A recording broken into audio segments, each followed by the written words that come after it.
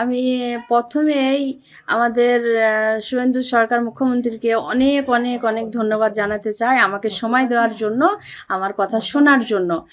আমি বাড়ি ফিরে আসতে না আসতেই আমাদের মুখ্যমন্ত্রী যে উনি সঠিক কাজটা করেছেন, সঠিক কাজটা করেছেন যে এত দিন ধরে আমি দাঁড়ে দাঁড়ে ঘুরছি, এতদিন ধরে আমি দাঁড়ে দাঁড়ে ঘুরে বেড়াচ্ছি যে কেউ আমাকে বিচারও দিচ্ছে না, আর আসামিগুলো নাকের ডগাতেই আছে। বাট সেটা প্রমাণ হয়ে গেল, মানে 24 ঘন্টা না যেতেই দুটো অ্যারেস্ট হলো, মানে কত দূরে আসামি আছে।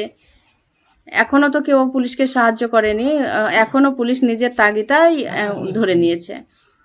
তো আমি আশা করছি যে এই সরকার আমার বিচারটা দেবেন। আমি সবসময় বলতাম যে পুলিশ চাইলে সব করতে পারে, পুলিশ করতো না। তখন ছিলেন টিএমসি সরকার, উনি দেননি, নির্দেশ দেননি। এখন সরকার নির্দেশ দিলেন, তাই এখন সরকার সঙ্গে সঙ্গে নির্দেশ দিয়েছেন এবং সঙ্গে সঙ্গে কাজ করছেন।